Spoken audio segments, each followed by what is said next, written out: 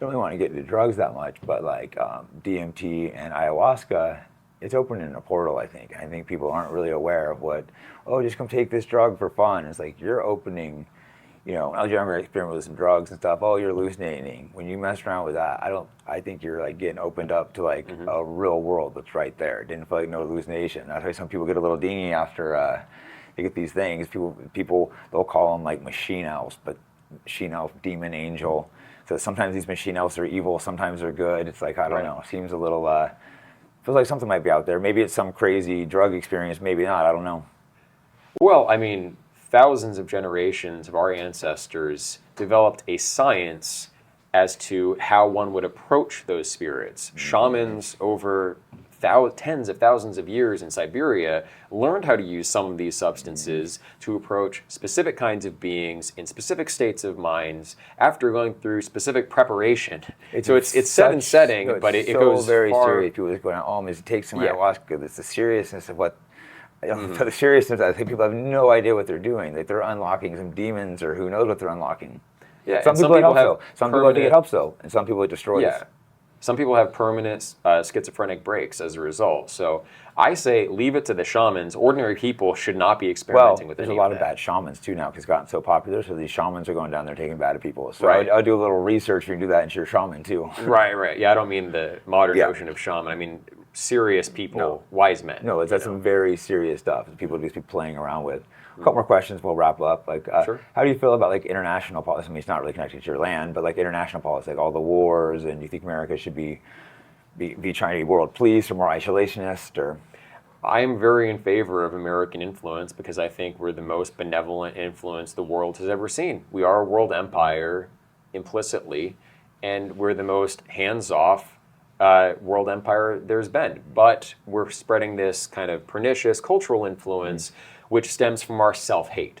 And so we're spreading these anti-natal, heteronormative views around the world, and it's not even empowering us geopolitically. Like if we're gonna go to Afghanistan and say you have to teach your daughters math and like say that LGBT stuff is good, they're all gonna unify against you. Whereas if you go to the Pashtuns and say, we believe you have the right to ethnic autonomy in your own territory and we're going to help you get it, they're going to be on your side. So why not change the way we think about freedom away from this kind of woke individualist idea that we're currently preaching to we can help all the peoples of the world have genuine autonomy. Maybe not full sovereignty. Yeah, they'll be vassals of America. I think that's great. A vassalship isn't always a bad thing for the subordinate party. But it's something that we could proactively do that would strengthen us, that would strengthen the peoples of the world, and give people community in an age when that is being threatened. So that's what I'd like to see at a global level. For me, I like to avoid these wars. I'm a little more isolationist, but if we were doing these wars, like the Iraq war, for example, people were saying it was about oil. We didn't take the oil. Who got the oil? I think Israel got the oil. If we're going to do the work, we'll at least take the fucking oil. Right. Yeah, I mean, if we could just mind our own business, that'd be one thing, but that's not how the world is. Other people are going to come in and push their business if you don't push yours. So I think it's get the ideology right, get the morality right of what you're doing, and then stand behind it and influence the world in that direction. So that's, I think, what we should do. No, and do you think we should give billions of dollars to Israel every year or no? No, I don't think so. Probably not. Yeah, probably not a good idea. Because they don't really seem to do shit for us. Yeah. And it doesn't endear us to the rest of the world who all hates Israel. They're allowed to have an ethno-state, though. Well, you can't have a little land of 20 white people. Yeah, the hypocrisy is becoming just blatant. People see it.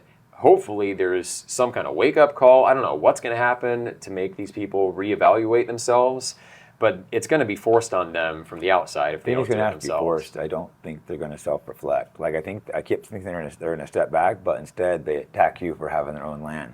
They attack us for going out and helping a community that's destroyed. I've never seen devastation like that life. The people were so thankful. Talking to one of these old guys, he was about, he was crying. He was so thankful. I'm like, bro, I'm only out here a day. I couldn't do much. And he's like, but I still appreciate it so much. You came out here for a day. He told me I was visiting my daughter in Austin. No, I'm not gonna say where actually, but I was visiting someone. And he's like, but still, just appreciate that you came out here for a day. I appreciate these guys so much. It's just like, there's the ADL's not out helping them, but they're bashing us for helping them. It's just insane. Yeah, because you're helping white people and that means white people have a good self-concept, and that makes them feel threatened. We were really just helping people. We were just cleaning out like buildings and stuff. Yeah. No one was asking the race. I think it happened to be a lot of white people there, but like Right. as far as me, I wasn't being like, hey, is this a white people? I was just helping anyone that needed help. Right. So it was mostly white people, I think, but I don't think I saw any minorities helping. I think it was mostly a white community, and Right. yeah, I don't think I saw a single minority there helping. Right. When I think about it. And there are charities to help other particular communities in America as well. There's no problem with that. There's no problem if we help our own people. But again, they're threatened by that because we're the majority. They don't want white supremacy. But then, I mean, what kind of supremacy do they want? There's going to be someone who's supreme. Allow whites to be supreme over themselves, Jews to be supreme over them. Everyone can be supreme over themselves.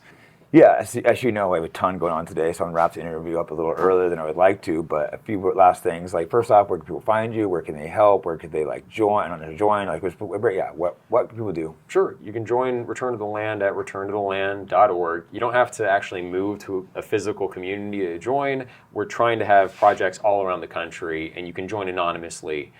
We have a very secure website.